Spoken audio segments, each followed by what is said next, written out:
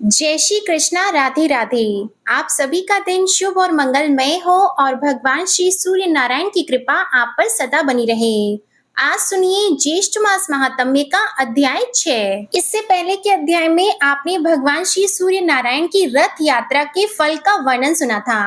आज सुनिए रथ सप्तमी तथा भगवान सूर्य की महिमा का वर्णन तथा भगवान सूर्य के द्वारा योग का वर्णन और ब्रह्मा जी द्वारा दिंडी को दिया गया क्रिया योग का उपदेश। ब्रह्मा जी बोले, हे रुद्र देव, माघ मास के शुक्ल पक्ष की षष्ठी तिथि को उपवास करके गंध आदि उपचारों से भगवान सूर्य नारायण की पूजा कर रात्रि में उनके सामने शयन करें। सप्तमी में प्रातः काल विधि पूर्वक पूजा करें और उदारता पूर्वक ब्राह्मणों को भोजन कराएं। इस प्रकार 1 वर्ष तक सप्तमी को व्रत कर रथ यात्रा करें।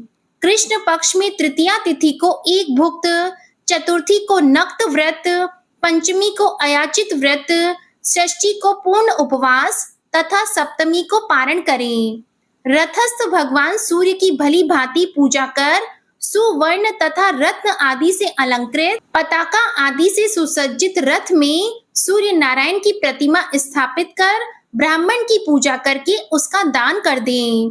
स्वर्ण के अभाव में चांदी, ताम्र, आटे आदि का रथ बनाकर आचार्य को दान करें। हे महादेव, यह माघ सप्तमी बहुत उत्तम तिथि है।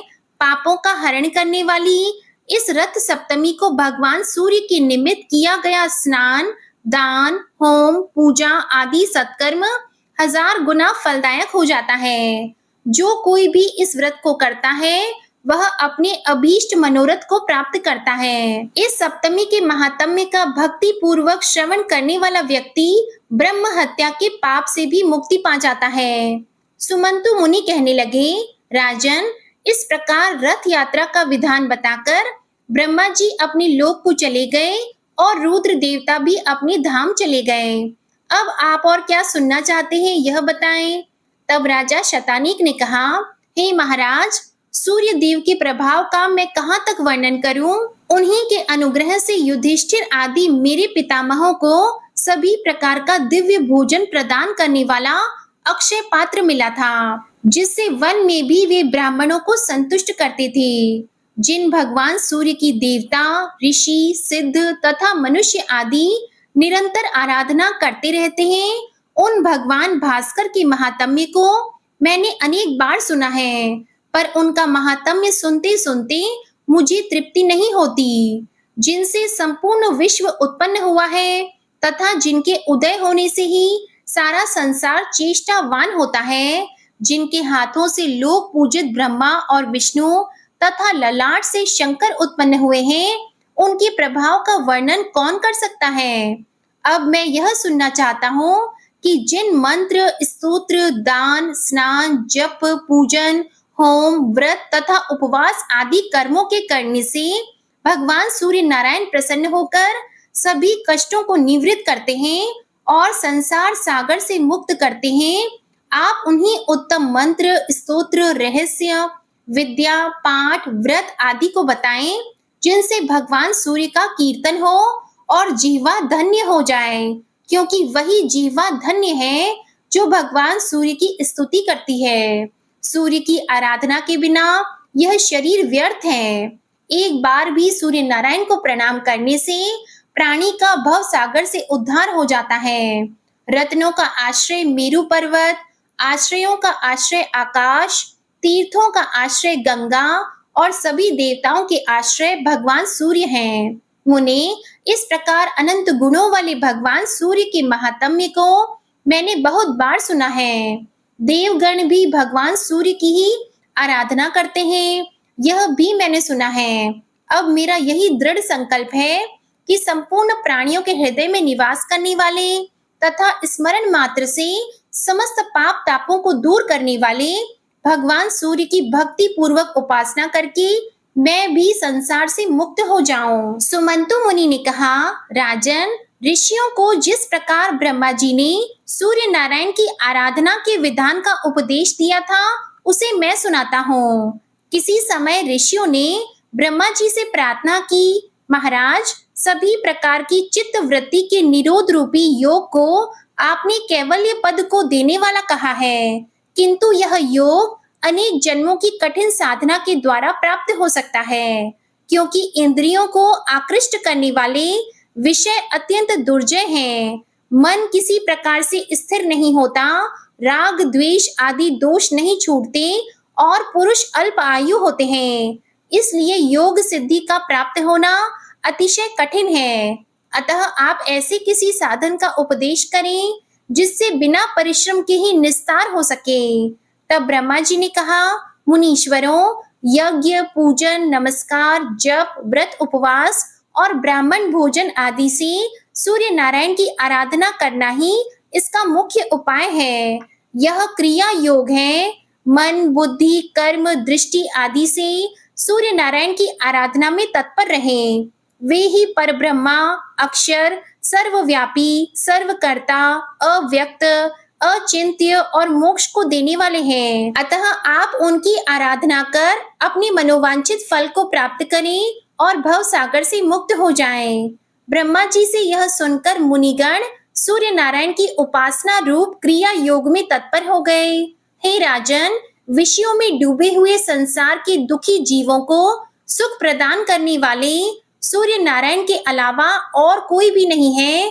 इसलिए उठते, बैठते, चलते, सोते, भोजन करते हुए सदा सूर्य नारायण का ही स्मरण करो। भक्ति पूर्वक उनकी आराधना में प्रवृत्त हो जाओ, जिससे जन्म मरण आदि व्याधि से युक्त इस संसार समुद्र से तुम पार हो जाओगे। जो पुरुष जगतकर्ता, सदा वरदान देने वाले, दयालु और ग्रहों के स्वामी श्री सूर्य नारायण की शरण में जाता है, वह अवश्य ही मुक्ति प्राप्त करता है। सुमंतु मुनि ने पुनः कहा, राजन, प्राचीन काल में दिंडी को ब्रह्म हत्या लग गई थी। उस ब्रह्म हत्या के पाप को दूर करने के लिए उन्होंने बहुत दिनों तक सूर्य नारायण की आराधना और स्तुति की। उससे प्रसन्न होकर भगवान सूर्य उनके पास आए। भगवान सूर्य ने कहा, दिंडिन, तुम्हारी भक्ति पूर्वक की गई स्तुति से मैं बहुत प्रसन्न हूँ। तुम अपना अभीष्ट वर मांगो। तब दिंडी कहने लगा, महाराज, आपने पधार कर मुझे दर्शन दिया, यह मेरे सौभाग्य की बात है। यही मेरे लिए सर्वश्रेष्ठ वर है। पुण्यहीनों के लिए आपका दर्शन सर्वथा दुर्लभ है। आप सबके हृदय में स्थित हैं, अतः आप सबका अभिप्राय जानते हैं। जिस प्रकार मुझे ब्रह्म हत्या लगी है, उसे तो आप जानते ही हैं। भगवान, आप मुझ पर ऐसा अनुग्रह करें कि मैं इस निंदित ब्रह्म हत्या से तथा अन्य पापों से शीघ्र मुक्त हो जाऊं और मैं सफल मनोरथ हो जाऊं। आप संसार से उद्धार का उपाय बतलाएं, जिसके आचरण से संसार के प्राणी सुखी हों। दिंडी के इस वचन को सुनकर योगवेत्ता भगवान सूर्य ने उन्हें निर्बीज योग का उपदेश दिया, जो दुख के निवारण के लिए औषध रूप है। दिंडी ने हाथ जोड़कर प्रार्थना करते हुए कहा, महाराज, यह निष्कल योग तो बहुत कठिन है, क्योंकि इंद्रियों को जीतना, मन को स्थिर करना, अहम शरीर आदि का अभिमान और ममता का त्याग करना, राग द्वेष से बचना, ये सब अतिशय कष्ट साध्य हैं। ये बातें कई जन्मों के अभ्यास करने से प्राप्त होती हैं। अतः आप ऐसा साधन बतलाएं जिससे अनायास बिना विशेष परिश्रम के ही फल की प्राप्ति हो जाए। तब भगवान सूर्य नारायण ने कहा, गणनाथ, यदि तुम्हें मुक्ति की इच्छा है तो समस्त क्लेशों को नष्ट करने वाले क्रिया योग को सुनो। अपने मन को मुझ में लगाओ, भक्ति से मेरा भजन करो, मेरे परायण हो जाओ, आत्मा को मेरे में लगा दो, मुझे नमस्कार करो, मेरी भक्ति करो, संपूर्ण ब्रह्मांड में मुझे परिव्याप्त समझो। ऐसा करने से तुम्हारे संपूर्ण दोषों का विनाश हो जाएगा और तुम मुझे प्राप्त कर लोगे। भली भांति मुझ में आसक्त हो जाने पर राग, लोभ आदि दोषों के नाश हो जाने से कृतकृत्यता हो जाती है। अपने मन को स्थिर करने के लिए सोना, चांदी, ताम्र, पाषाण, काष्ठ आदि से मेरी प्रतिमा का निर्माण कराकर या चित्र ही लिखकर विविध उपचारों से भक्ति पूर्वक पूजन करो। सर्व भाव से प्रतिमा का आश्रय ग्रहण करो। चलती फिरती, भोजन करते, आगे पीछे, ऊपर नीचे उसी का ध्यान करो। उसे पवित्र तीर्थों के जल से स्नान कराओ। गंध, पुष्प, वस्त्र, आभूषण, विविध नैवेद्य और जो पदार्थ स्वयं को प्रिय हो उन्हें अर्पण करो। इन विविध उपचारों से मेरी प्रतिमा को संतुष्ट करो। कभी गाने की इच्छा हो तो मेरी मूर्ति के आगे मेरा गुणानुवाद गाओ। सुनने की इच्छा हो तो हमारी कथा सुनो। इस प्रकार मुझ में अपने मन को अर्पण करने से तुम्हें परम पद की प्राप्ति हो जाएगी। सभी कर्म मुझ में अर्पण करो। डरने की कोई बात नहीं। मुझ में अपने मन को लगाओ। जो कुछ करो मेरे लिए करो। ऐसा करने से तुम ब्रह्म हत्या आदि सभी दोष पापों से रहित होकर मुक्त हो जाओगे। इसलिए तुम इस क्रिया योग का आश्रय ग्रहण करो। तब दिंडी बोले, महाराज, इस अमृत रूप क्रिया योग को आप विस्तार से कहें, क्योंकि आपके बिना कोई भी इसे बतलाने में समर्थ नहीं है। यह अत्यंत गोपनीय और पवित्र है। तब भगवान श्री सूर्य नारायण ने कहा, तुम चिंता मत करो। इस संपूर्ण क्रिया योग का ब्रह्मा जी तुमको विस्तार पूर्वक उपदेश करेंगे और मेरी कृपा से तुम इसे ग्रहण करोगे। इतना कहकर तीनों लोकों के दीप स्वरूप भगवान सूर्य अंतर ध्यान हो गए और दिंडी भी ब्रह्मा जी के धाम को चले गए।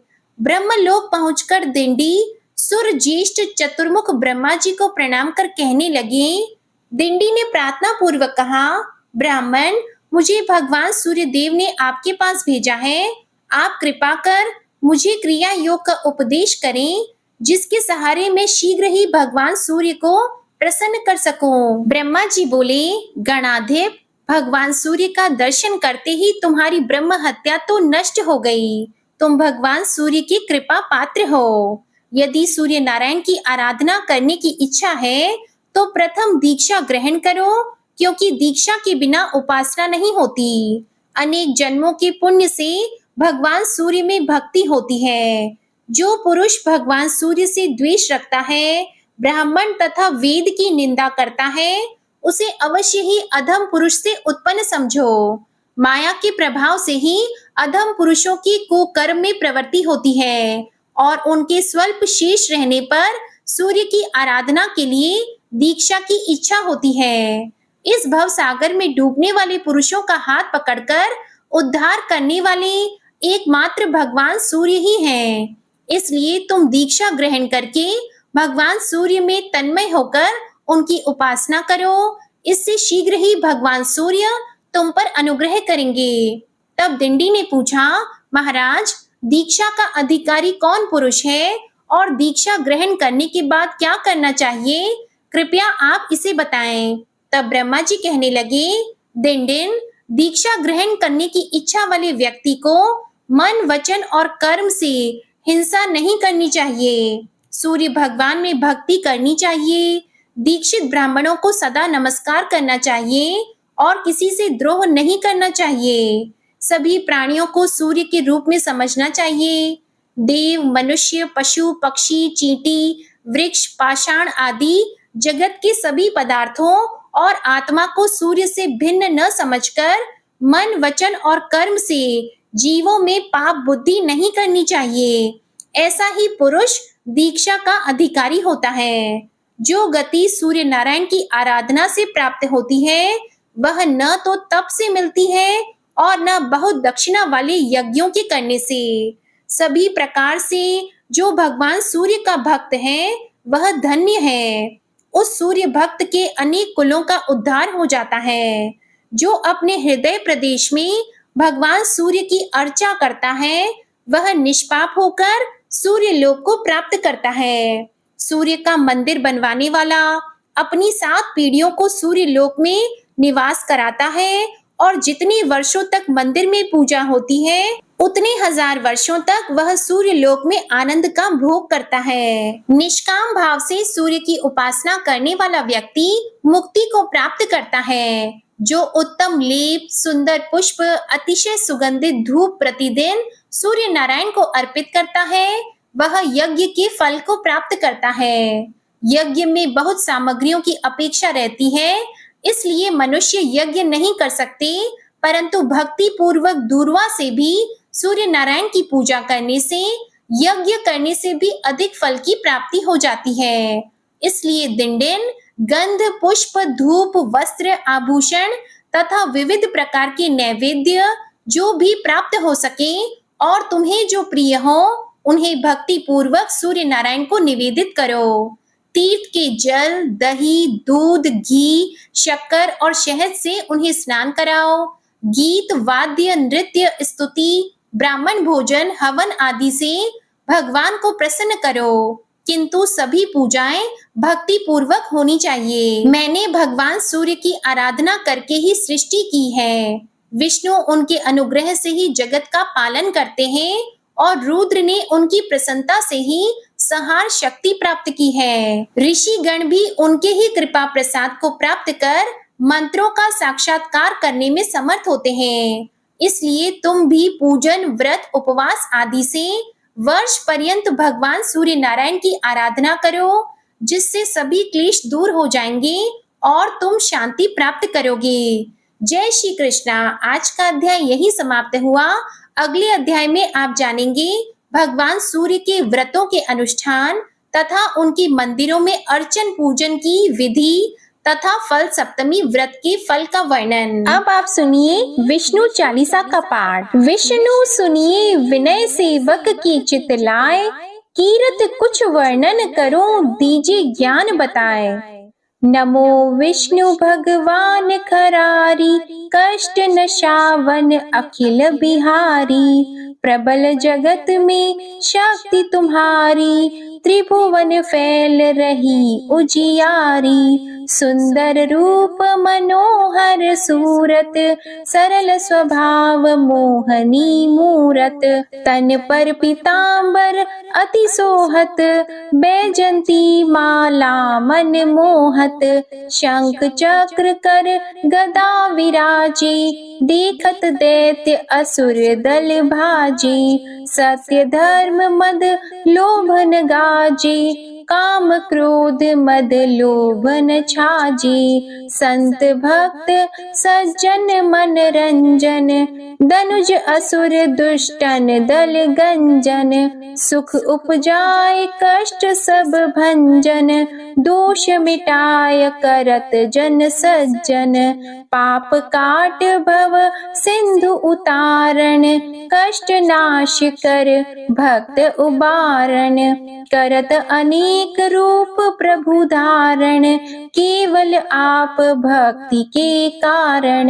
धरणी धेनु बन तुम ही पुकारा, तब तुम रूप राम का धारा।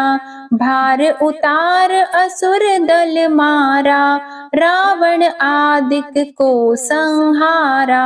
आप वराह रूप बनाया, हिरण्याक्ष को मार गिराया। धर्मस्य तन सिंधु बनाया, 14 रत्नन को निकलाया। अमिलख असुरन द्वंद मचाया, रूप मोहिनी आप दिखाया। देवों को अमृत पान कराया, असुरन को छवि से बहलाया। कूर्म रूप धर सिंधु मझाया, मंदराचल गिरि तुरत उठाया। शंकर का तुम फंद छुड़ाया, भस्मासुर को रूप दिखाया। वेदन को जब असुर डुबाया, कर प्रबंध उन्हें ढूंढवाया। मोहित बन कर खल ही नचाया, उस ही कर से भस्म कराया। असुर जलंधर अति बलदाई, शंकर से उनकी न लड़ाई। हार पार शिव सकल बनाई, कीन सती से छल खल जाई। सुमिरन कीन तुम्हें शिव रानी, बतलाई सब विपत कहानी। तब तुम बने मुनीश्वर ज्ञानी, वृंदा की सब सुरति भुलानी। देख तीन धनुज शैतानी, वृंदा आए तुम्हें लपटानी, हो स्पर्श धर्म क्षति मानी, हना असुर उर शिव शैतानी। तुमने ध्रुव प्रहलाद उबारे, हिरणाकुश आदिक खल मारे, गणिका और अजामिल तारे, बहुत भक्त भव सिंधु उतारे, हरहु सकल संताप हमारे, कृपा करहु हरि सिरजनहारे। देखहु मैं निज दर्श तुम्हारे, दीप बंधु भक्तन हितकारे। चाहता आपका सेवक दर्शन, करहु दया अपनी मधुसूदन। जानो नहीं योग्य जब पूजन, होय यज्ञ स्तुति अनुमोदन। शील दया संतोष सुलक्षण, विदित नहीं व्रत बोध विलक्षण। करहु आपका किस विधि पूजन, कुमति विलोक होत दुख भीषण। करहु प्रणाम कौन विधि सुमिरन, कौन भांति मैं करहु समर्पण। सुर मुनि करत सदा सेवकाई, हर्षित रहत परम गति पाई। दीन दुखिन पर सदा सहाई, निज जन जान लेव अपनाई। पाप दोष संताप नशाओ, भव बंधन से मुक्त कराओ। सुत संपत्ति दे सुख उपजाओ, निज चरणन का दास बनाओ। निगम सदा ये विनय सुनावे, पढ़े सुने सो जन सुख पावे। श्री विष्णु चालीसा समाप्त होती है। प्रेम से बोलिए भगवान विष्णु और माता लक्ष्मी की जय। आपको आज की कथा पसंद आए तो वीडियो को लाइक कीजिएगा, शेयर कीजिएगा, कमेंट में भगवान श्री सूर्य नारायण की जय लिखिएगा और चैनल को भी सब्सक्राइब कीजिएगा। इसी के साथ आज आप हमारे चैनल पर बुधवार व्रत की कथा भी जरूर सुनिएगा और हमारे नए चैनल वामिका साधना को भी सब्सक्राइब करके अपना प्यार अवश्य दीजिएगा। जय श्री कृष्णा, राधे राधे।